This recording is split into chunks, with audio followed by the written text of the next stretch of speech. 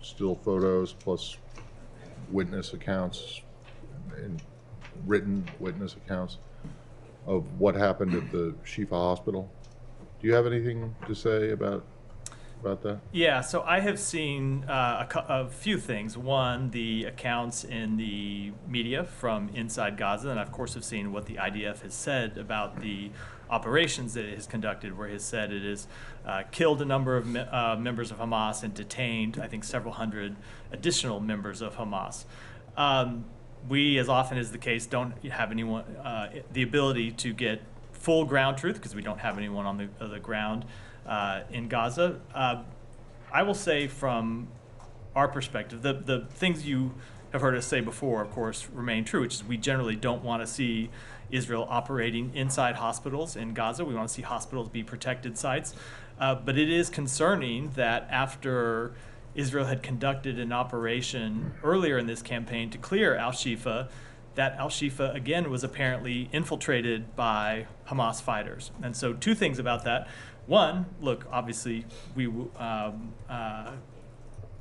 it would be great if Hamas would stop hiding behind civilians and stop hiding inside civilian infrastructure, including hospitals. But two, it points out what we have been saying all along, which is the need for Israel to have a sustainable long-term strategy when it comes to Gaza, that it's not enough to just clear certain neighborhoods or hospitals or any other geographic areas or buildings of Hamas. They need to have a long-term sustainable strategy that is not just a security strategy, but also a political strategy if they really want to secure the future of Israel against the terrorist threat that has to date emanated from Gaza. Right, so you don't have any comment on what you've seen from the aftermath of the 2-week operation against the hospital? Not beyond what I just All right. just outlined. And then when you just say, and this will be it for me, when you say Israel needs a sustainable long-term strategy for Gaza, have you seen one yet from them? We have not yet seen one, no. And that's what we have been in conversation with them about. Yeah, but presumably the meeting today is just about Rafah, right? It's just about Rafah. And the point, I mean, a sustainable long-term strategy means something beyond a military strategy. It means a political path as well. Right.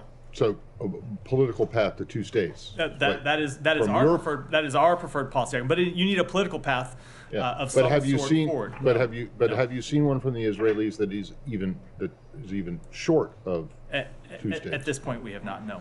All right. Thank you. Just to follow up on Al-Shifa, Israel has given some numbers. 200 militants have been killed, 900 suspected militants detained, of whom some 500 have been identified as Hamas. Does the United States have any assessment that these numbers are correct? We don't have an independent assessment, no. Do you have an assessment on how many civilians around that operation have been killed? We do not. Okay. Moving on to this strike, this suspected Israeli strike in Damascus, do you have anything to say on this? I don't. Obviously, it just happened in the hour or two before I came out here. We are in conversations with partners in the region, gathering more information, but at this point don't have confirmation either of the target or the responsible party. Do you know if the United States was given a heads up by Israel about this? Again, we are gathering information. I don't have anything about the strike right now. I don't have anything beyond that to offer. Okay. Do you have any concerns that this might sort of escalate tensions, which are already high?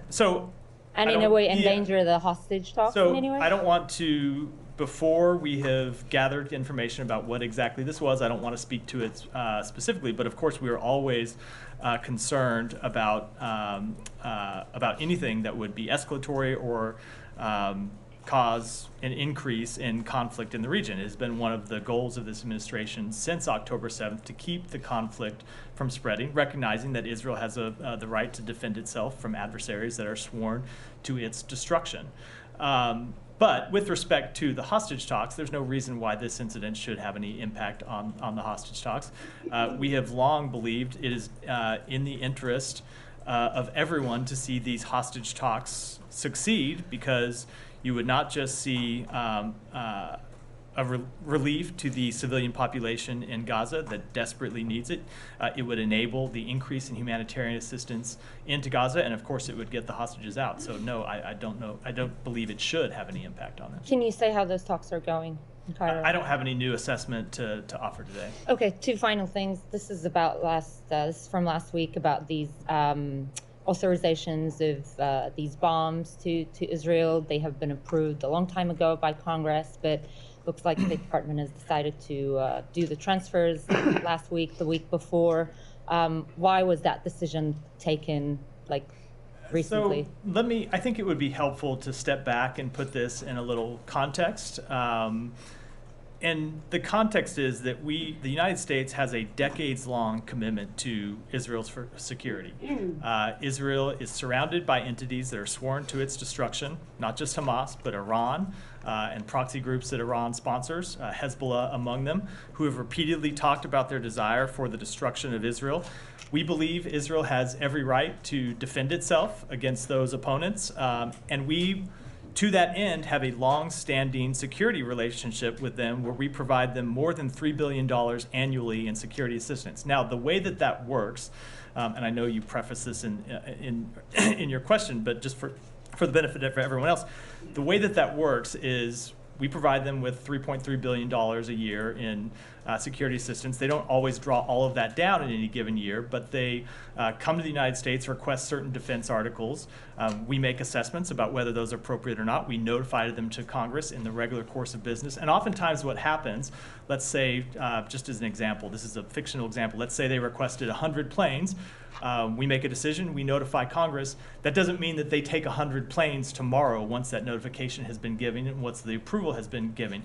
They draw those down over time, and sometimes it takes years to fulfill those requests. And so those are the types of things that I see you wanting to go. Bear with me. I know this is long, and then you'll have the opportunity for follow-up.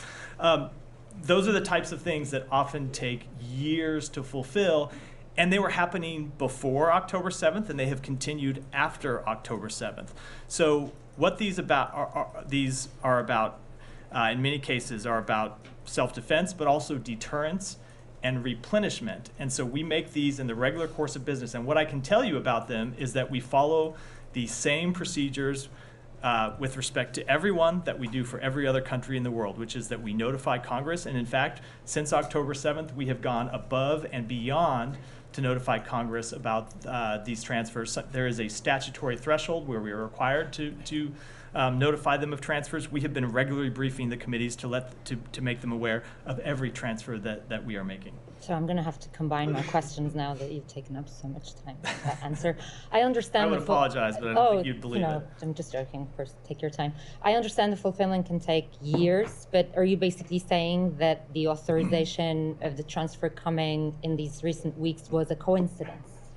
I'm not saying it's a coincidence. Israel has been engaged in a military conflict, and of course, when you are engaged in a military conflict, you deplete your military stocks. So there was a request in recent weeks for the additional fulfillment of these particular I'm not going to get weapons. As is always the case, I'm not getting into the timings of exact requests from here. I'll be quick.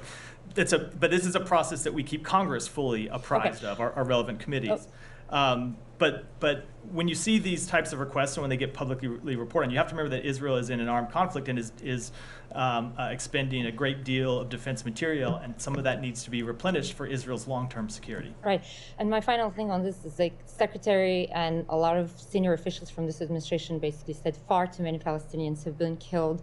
But when you go and and we know that the administration's policy hasn't changed, it is not conditioning weapons to Israel, but when you go and make such an authorization of the transfer in recent weeks, even if the actual weapons transfer has been approved years ago, don't you think that is going to damage the weight of your word, your credibility, and basically your sincerity in saying that far too many Palestinians have been So killed. I do not agree with that at all. We have been very clear that we want to see Israel do everything it can to minimize civilian casualties. We have made clear that they need to do that they need to operate at all times in full compliance with international humanitarian law.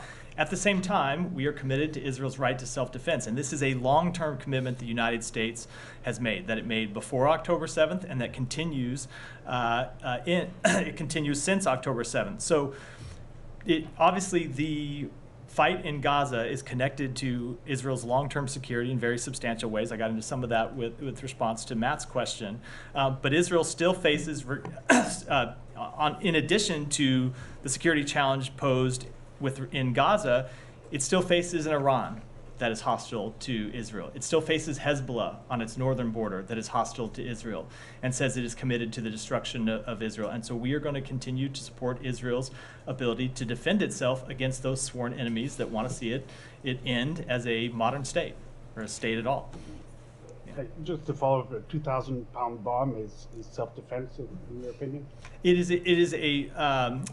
So they need to have the ability to defend themselves against a very well-armed adversary. Like I said, Iran, Hezbollah, which has thousands and thousands of fighters and quite sophisticated material and quite sophisticated weaponry, as we've seen them deploy, against Israel in the last few days. So yes, they do need the modern military equipment to defend themselves against those adversaries. In Gaza before, in the beginning in Gaza. And we have made clear to them that whatever weapon they use in Gaza, be it a bomb, be it a tank round, be it anything, that we expect them to use those weapons in full compliance with international humanitarian law. And we have had very frank conversations with them about the fact that far too many civilians have died through their operations, and that they need to do better in taking into account the need to minimize civilian harm, and we'll continue to do that.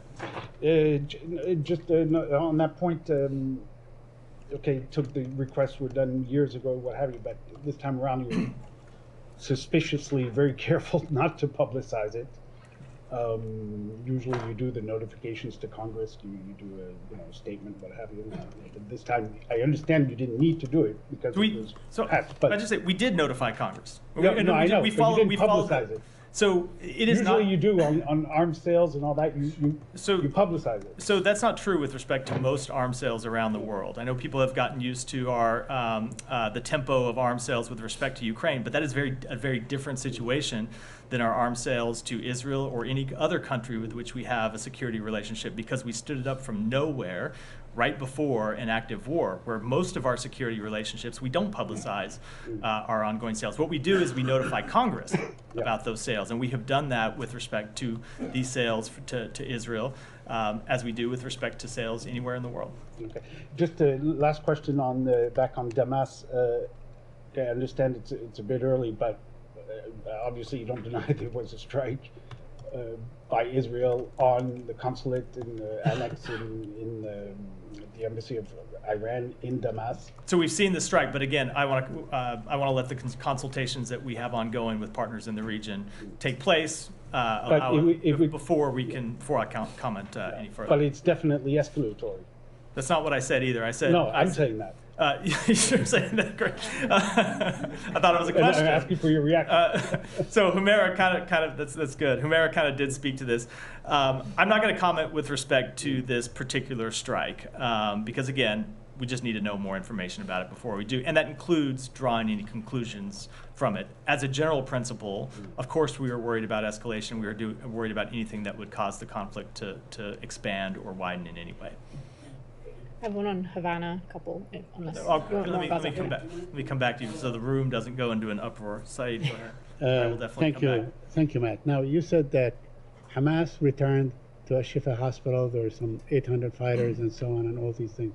Now, is that you are citing the Israeli narrative, or you have your own independent information? We don't have our own independent assessment, Right. but you have seen Israel produce the names, Right. and photographs of known Hamas fighters Right. who it has killed or captured. How many? I mean, they showed names and Hamas fighters in the Shifa Hospital. I have seen the information they have publicly released. Right, I know you get. Let me just. No, I'm with you. I'm not interrupting. I'm trying to understand what you're saying. So we have seen them release. I don't think there's anyone who has cause to dispute that yes, they have. There were Hamas fighters hiding in Al-Shifa Hospital again, not for the first time. Okay, so you are certain that the reason that Israel went into Al-Shifa Hospital one more time is because Hamas fighters were there, and not hundreds of civilians that have taken refuge there. So I think it is certainly a fair conclusion, given what has been their goal since the outset of this campaign, to take the fight to Hamas. That is exactly what they were doing. And you believe that Israel has achieved that goal now by eliminating Hamas, or are we likely to see them go back to Al-Shifa Hospital again? So that is, I answered that question somewhat in response to Matt. I think there is a concern that you saw Hamas back inside hospitals. I don't know why I don't hear more people calling on Hamas to stop going into hospitals. You shouldn't have to clear Hamas from a hospital once, let alone twice.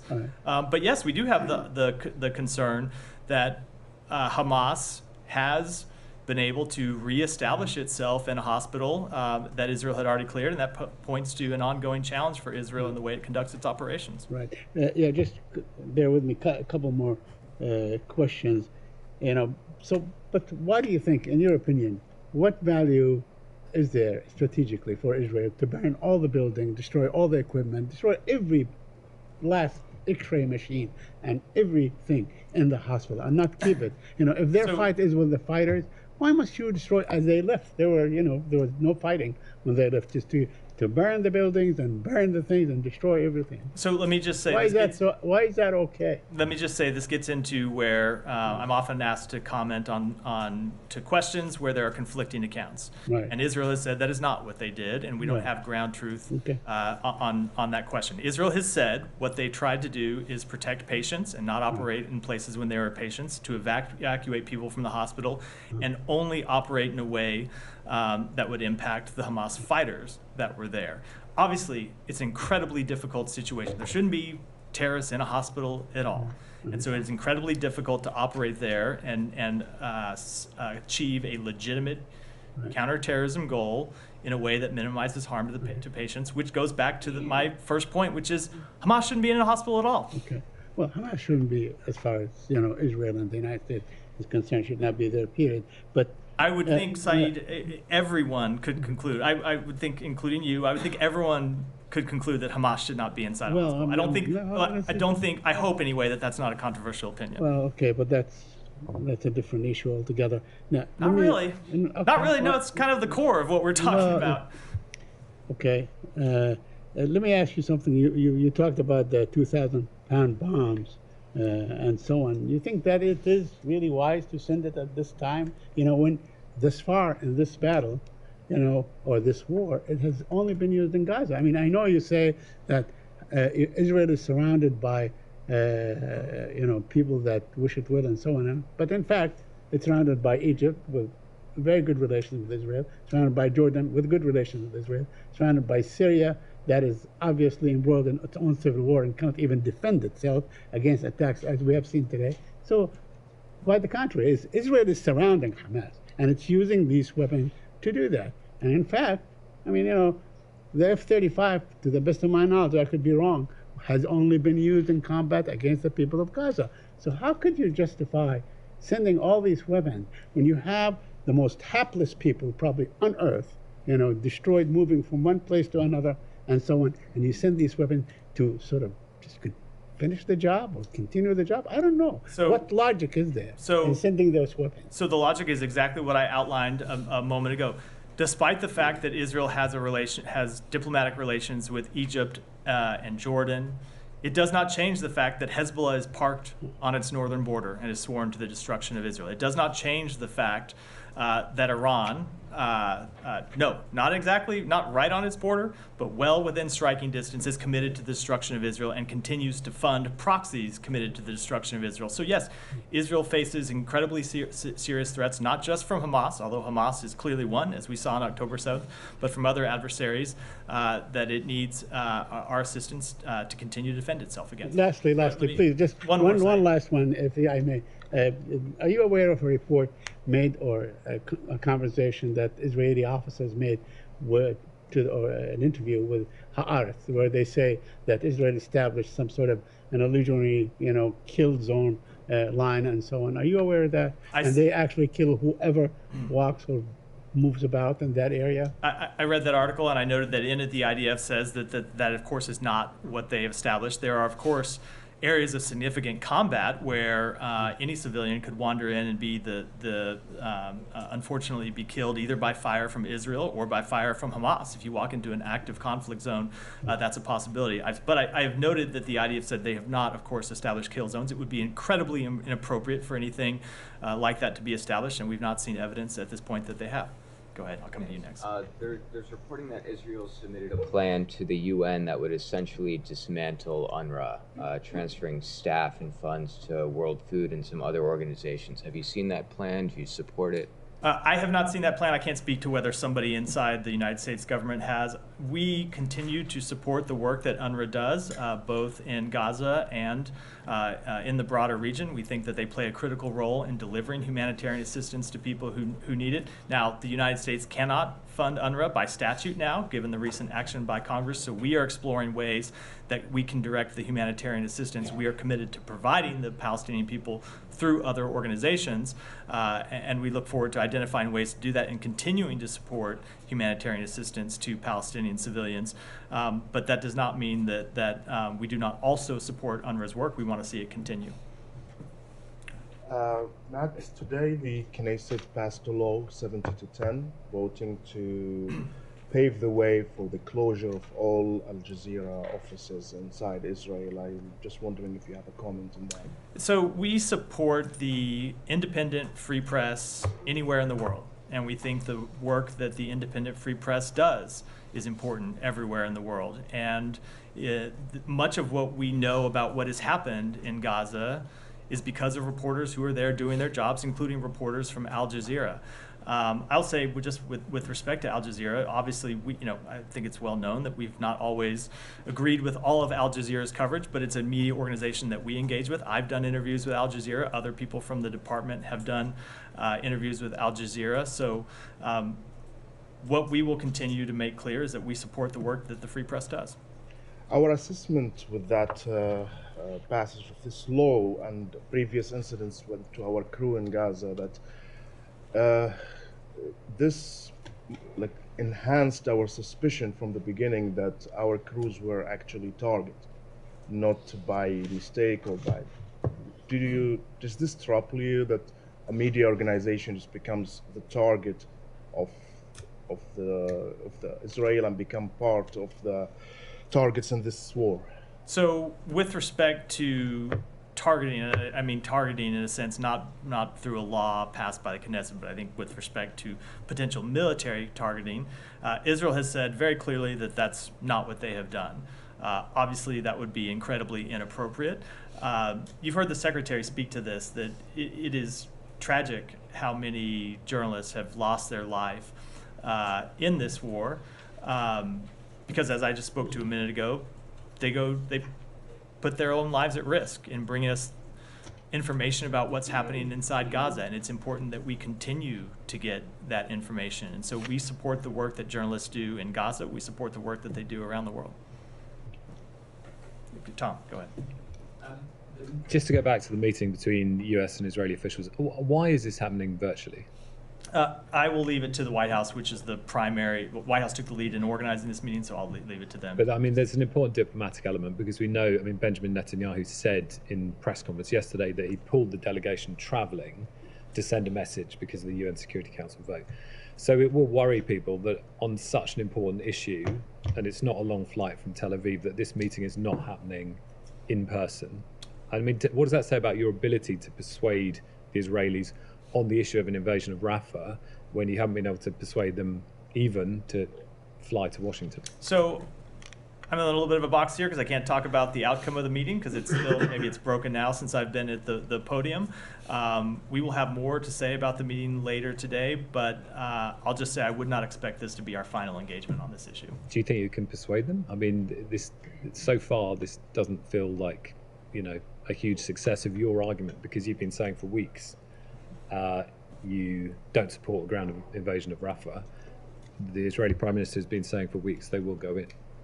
So we will continue to make what we believe is the best case to Israel about actions that it should take in Rafah that won't just minimize civilian harm and prevent an unnecessary loss of life in a place where you have somewhere around 1.4 million civilians living today, but also would be in Israel's long-term security interests. And I think that's an important point, that we don't, the case that we are making to Rafah is not just about the interests of the Palestinian people, it's also about Israel's long-term security interests. And you heard the Secretary speak to this some in Tel Aviv. I know you were there.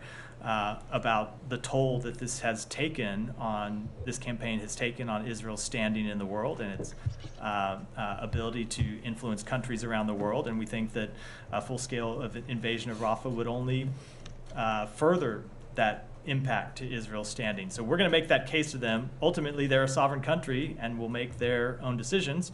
But we're going to make we will lay out to them the way we see it. I just follow up on that. Yeah, go ahead. And will this conversation also make clear what the U.S.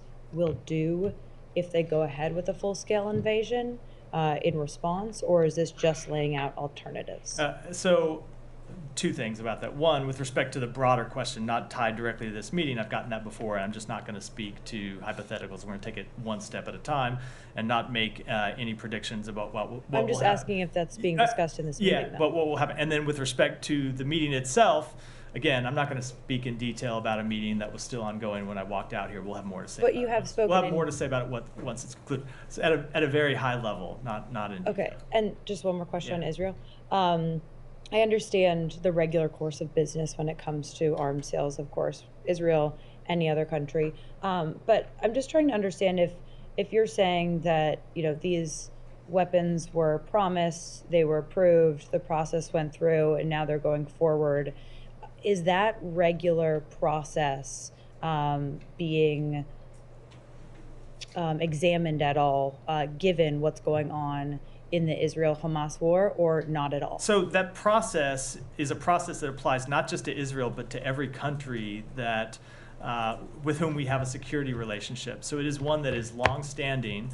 And again, there are dozens, if not hundreds, of open orders for Israel that go back years, under which they receive defense articles from the United States. So no, it is not a new process, and it's not one just with respect to Israel. And no, we're not re-examining the entire process, but obviously we always look at requests that come from any country in light of their current needs and in light of our ability to supply them. But again, I think it's important to remember that these are requests that were made and approved in many cases years ago. Not just months ago, not just before October 7th, but years ago, and were approved years ago. So all of those orders that have been approved will go forward? So I can't say all of them will go forward, because Israel may come back and not want some of them. You talk about orders if that are Israel wants them, they'll go forward. That years old. I cannot speak with respect to every request. And as I said, there are dozens of open requests that date back years, but when a country comes and makes a request, and the United States does its due diligence and goes through the formal process of notifying Congress, and then delivers those arms to a country. If a country has ordered, like I said, 100 planes and they've taken 20, they still have the ability to come back and ask for the other 80 with which we've committed to provide them. Anything else on Israel? On Israel? Let me go ahead, Gita, and then I'll come to Himera next. Thank you. You referenced Iran a couple of times just in the past 10-15 minutes. It seems like their proxy groups in Iraq have conducted an attack against Iliad in Israel. So despite everything that the U.S. is trying to do to contain the war to just the Gaza Strip, Iran is doing the opposite. Now, what options could there be besides, diplomatic options that are really not going anywhere? So two things on that. One, we have, or I should say one, I think it reinforces the point I was just making about the Iranian-supported proxy groups who are committed to the destruction of Israel, not just Hezbollah, not just Hamas, but proxy groups that exist in Iraq and did attempt to launch an attack against Israel over the weekend. But two, we will continue to make clear to those groups and to Iran that it is not in their interest to take strikes against Israel. It is not in the interest to take strikes against the United States, as we have done for some time. How much confidence do you have in the Iraqi government to contain them? Because the foreign minister was here, the prime minister is supposed to be coming, and the government hasn't really been able to deliver. So I would say that that is an ongoing conversation we have with our Iraqi counterparts about the need to take action against proxy groups that launch attacks from within Iraqis inside Iraq. You have seen, obviously, a dramatic decrease in the number of those attacks over the past month or 6 weeks, but it is something that we continue to engage with the Iraqi government about. Can I ask Any you a more question on about Iran? Humera, and then we'll come.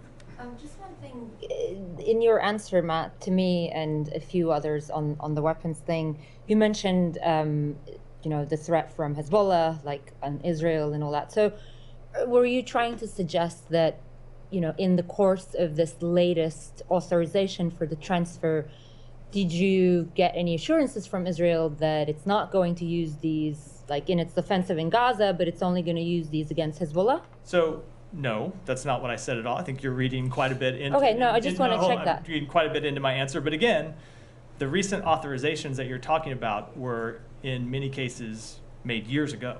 Right. Right. Years ago, before October 7th. Yes, but just to be sure, there has been no assurances. The United States has not sought any assurances from Israel, just in the wake of this or just before this transfer. Like, you can use it in this place and you can't use it in that place. So There's been no such conversation. I am not going to get into the private conversations we have with Can you any even do that country, legally? any country in the world, but that is not to read into that. You should not read into that we are imposing some kind of conditions. What we expect with respect to the defense articles that we supply to Israel and other countries are that they operate in compliance with international humanitarian law. Now, with respect to a campaign against Hezbollah or a potential campaign against Hezbollah, we want to see that issue resolved diplomatically. We want to see Israeli citizens able to return to their homes in northern Israel. We want to see Lebanese civilians able to return to their home in southern Lebanon, but that's a path we're pursuing diplomatically. And just by law, you had the authority not to make the transfer, right? Like, even if Congress had approved this years ago, even if the fulfillment takes years, the United States government certainly has the authority not to fulfill it today. Whether we have right? the authority or not is one question. There are always ramifications. If you have committed to supply a country with something and you don't, this gets very technical. No, I'm just wondering if you had the option. But again, we are committed to the defense of Israel. Yeah. I know people want me to say some kind of different answer, but we are committed to Israel's long-term security.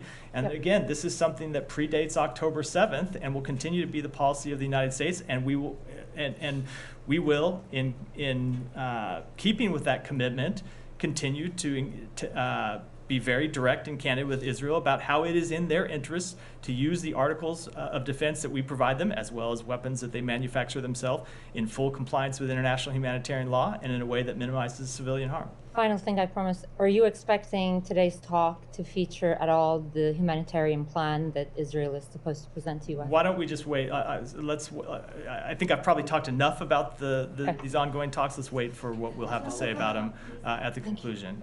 Go ahead. Yeah. Lebanon, you've been saying you are trying to resolve the issue on the northern borders diplomatically. You've been successful so far, but are you concerned that now it's been escalating for the last 2 weeks? Is the risk higher now? I don't want to assess a relative level of risk. Our concern about escalation is high. It has been high since October 7th. And that is why we have engaged in a diplomatic process to try to resolve the very real security challenges that Israel faces without further conflict, and what we're going to continue to pursue.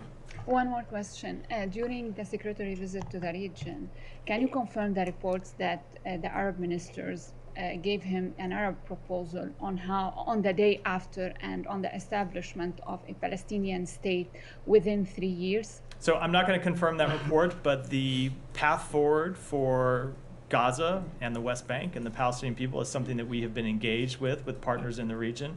As you may recall, when the Secretary traveled, I should back up, it's really been something that we have been engaged with partners since the immediate aftermath of October 7th, but it's a process that intensified when he traveled to the region in early January and started direct coordination with Arab partners about how to rebuild Gaza, establish security inside Gaza, and ultimately provide a political path forward for the Palestinian people. And that's something that we continue to engage with our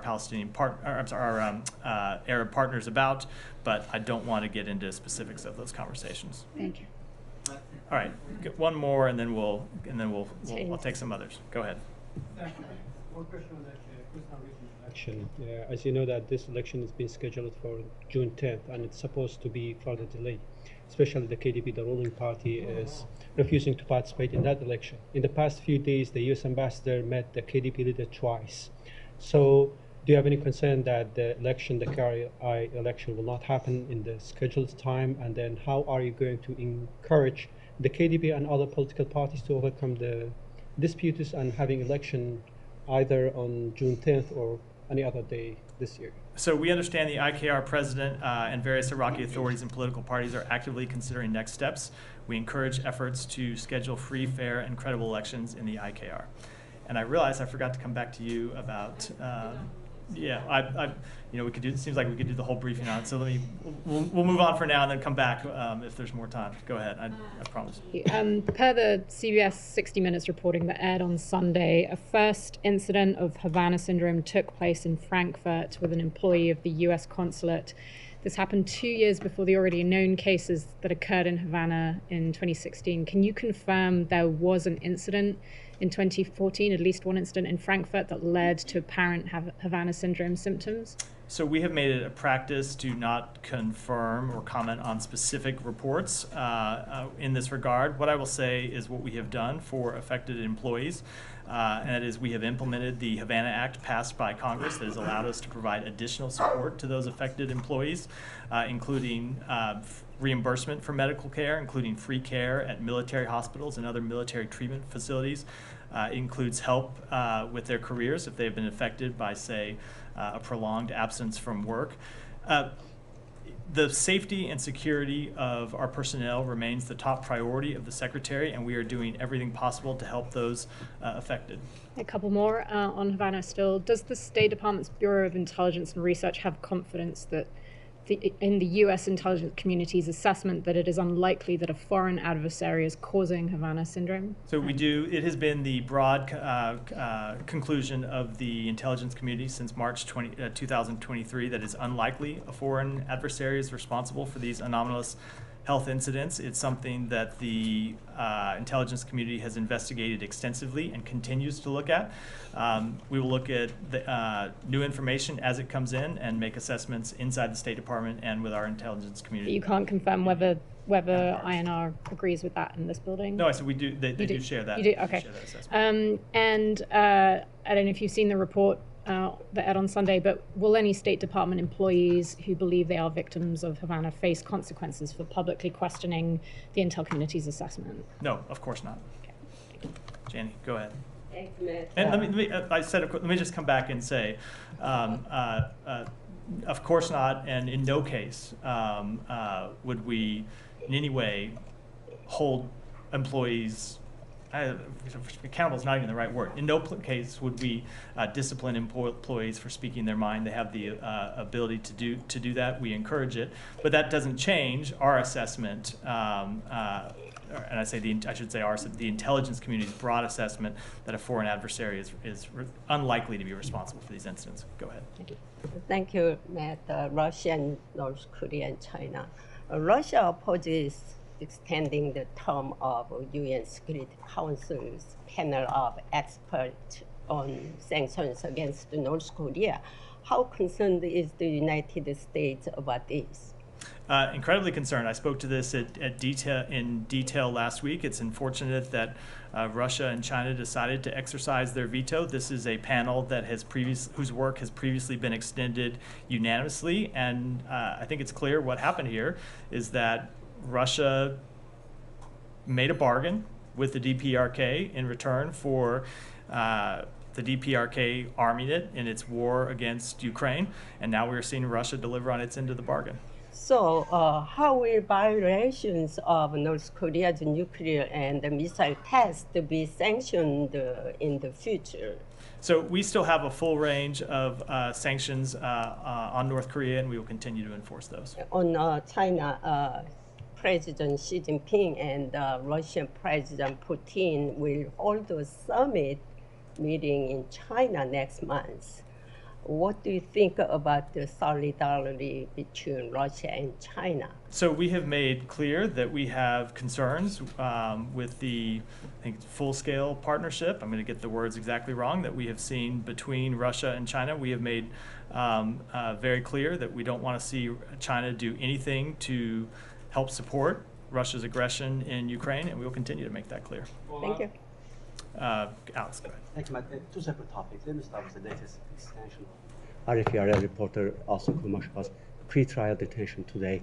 What is your reaction to the court decision? And with the American embassy officials being present for the first time, what can you tell us about her condition? So we are deeply concerned about her detention in Russia. We condemn in the strongest possible terms the Kremlin's continued attempts to intimidate, repress, and punish journalists and civil society voices. The charges against Ms. Kumasheva are just another sign of the weakness of Putin's regime. And with respect to her condition, I would refer you to the embassy officials who were there at her hearing. She happened to speak about that, from the court hearing. She said it's a poor condition. She doesn't feel very well. There's no minimum conditions for her. I know you're in the middle of fact gathering when it comes to designating her arrest as wrongful. But how much of what we have heard publicly from her today will help you expedite the process? So we look at a broad range of information when it comes to making those determinations. Some of that information is public, some of it is not public. Some of it is information that's available to the United States government, and we'll continue to collect information in this case as we do in all potential wrongful determinations. Thank you. I'll move on to Armenia, Azerbaijan. Yeah. Over the weekend, we saw the Azeri side was trying to push a narrative that the Armenian side was trying to escalate, and something that EU monitoring mission didn't confirm. How much do you know what's going on, and how concerned are you about potential escalation, and what kind of reaction will that invite if that happens? Presumably this week, they say. So we saw the statement from the government of Azerbaijan over the weekend. I would note that the EU monitoring mission said yesterday that the Armenia-Azerbaijan border was calm and quiet, with no unusual military troop or artillery movements, despite those statements. We caution, and will continue to caution, against escalating rhetoric or hostilities along the border. We continue to encourage the creation of conditions for a just and dignified peace in the region where the rights of all are respected. And as you've heard me say from this podium many times, the only way to ensure a sustainable peace is at the negotiating table. I know the Secretary has an engagement this week with the Armenian side. Is there anything you're going to do in terms of reaching out to Azeris to prevent the escalation? So we will continue to make clear to both Armenia and Azerbaijan that escalation is in no one's interest. I don't have any diplomatic conversations to preview. Have the Azeris been even invited to the meeting that will happen this week? So I think, again, this meeting, remember, is about Armenia's reforms and its democracy, economy, and resilience. The peace process is not the focus of this meeting. It's a meeting between the U.S., EU, and Armenia to discuss economic diversification, humanitarian assistance, support for refugees, and supporting Armenia's political reforms in areas such as democracy and the rule of law. It is not a regionally focused meeting. I can find one from me, if I may, on 60 Minutes investigation. The reports about that Americans living in Tbilisi also talked about them being impacted. How concerned are you about Russian operations in the region, in Georgia, of course? So again, I'm not going to comment on specific reports. As I said, we make it a practice not to do, but we obviously are concerned with the destabilizing actions of Russia all around the region. Follow up on that. Go ahead. Right. So this is on the meeting between U.S., South Korea, and Japan on Friday to counter North Korea's cyber threats. What are some of the things that came out of that meeting that you doing to counter these cyber threats, and how big of a problem is it for the U.S.? Let me take that back and get you an answer. Thanks, Matthew. Can you confirm that next week an Israeli delegation is going to come to Washington in person? Will Secretary Blinken participate in that? No, I cannot confirm that. As I said, I would not expect that the conversation today will be our last one, but I don't have anything else to offer. And regarding the likely shuttering of Al Jazeera in Israel, what the Israeli government said over the years is that the channel has been known to instigate violence, and it's just, obviously it's a propaganda arm of Qatar. What do you make of those pushbacks? I don't have anything to add to what I said a moment ago, which is obviously we've made clear we don't agree with everything that Al Jazeera airs, but at the same time, we support the free, independent press anywhere in the world. But it's not independent. Michelle, It's owned by Qatar. Michelle, go ahead. Yeah, are you concerned about the security situation in Jordan, especially that there are reports stating that the regime is under threat from Iran and its proxies? No, we have a close working relationship with the government of Jordan, and I don't share that assessment. Thank you. Go ahead. Yeah, go ahead, Frank. Thanks, thank you. I want to follow up on Said's question about the reports of kill zones in Gaza. You said that you haven't seen evidence of such a thing, but we've seen, for instance, the 2 Palestinians who were waving white flags killed just days ago. We've seen repeated reports of Israeli snipers killing people outside of hospitals, people afraid to even walk into the streets to save people who are bleeding out. So it seems understandable to say, we've seen reports, Israel denied it, we'll look into it, but to outright say there's not evidence of Israel establishing some form of this kind of practice, does that seem preliminary to say that kind of thing? No, we've not seen evidence of what was reported in this article. Now, have we seen a number of incidents of civilian harm? Of course we have. We have seen those, and that happens in every war. And I can tell you what we have said before, which is we take those incredibly seriously. We have engaged with the government of Israel to make clear that those accounts need to be investigated, and if soldiers are found to have operated in violation of either the IDF Code of Conduct or international humanitarian law, they need to be disciplined. Okay, and then on Asifa Hospital, I know you've talked at some length about it, but I'm just wondering, we've gone from months ago, the idea of Israeli forces targeting a hospital to being, outlandish, to now they've done this attack on Asifa, and statedly and ostensibly they say that, they've killed Hamas terrorists. Nevertheless, we've seen reports of kids, women found gruesomely killed, executed, reportedly even a surgeon who was there for 172 days, treating patients killed. And, some victims we can't even confirm the identity because of the state of their bodies. So I'm wondering, given this attack, given the evident lack of care for civilians, given that we can't get an update on investigations into, for instance, the now 2-month killing of Hind, the medic sent to save her, how can the U.S. approve, any action into Rafah, a slice of land where, 1.1 million Palestinians are seeking refuge? If a targeted attack on a hospital looks like this, what would an attack in any form on Rafah look like? Again, do not believe that this attack was on the hospital. The attack was on the Hamas fighters that are hiding inside a hospital. Sure, but that's sort of my point. Some place that they should never be. But you make a good point with respect to Rafah, which is why we have made clear we don't want to see a full-scale military operation. But I think the premise of the question, I shouldn't say the premise of the question, because I don't want to attribute this to you, but the other alternative is that Israel does nothing about the Hamas fighters that continue to exist in Rafah. And we don't think that's an acceptable alternative either. So what we have said is there needs to be a targeted military operation in Rafah that targets the Hamas fighters in a way that minimizes civilian harm, and not a full-scale operation. That's been what we have been making clear to them. Just one small follow-up on that, if you'll allow. I guess this just gets to a broader question about, what does the U.S. see as sort of the path out of here? Like, is it political? Because what does it mean for Israel to defend itself ongoingly? Like, is it a matter of eradicating everyone who is associated with Hamas? Because that, I don't know, it doesn't necessarily seem like a goal that has led to the protection of civilians up to this point. So there need to be battlefield successes, and there needs to be a political path forward. And that is what we have been engaged with partners in the region to develop and ultimately present to Israel. Because, as you have heard the Secretary say, without a political path forward for the Palestinian people, Israel and the Palestinians are going to be stuck in this same cycle of violence that they have been stuck in for decades. And that's not in the Palestinian people's interest, as we have seen over the past nearly 6 months. It is not in Israel's interest, as we saw very clearly on October 7th. And so that is the work that we are doing inside the United States government to try to develop that political path forward that we think ultimately is in the best interests of the Palestinian people, the Israeli people, and the broader region at large. Go ahead. Yesterday, Turkey held local elections. I know it's the local elections, but it has a significant outcome.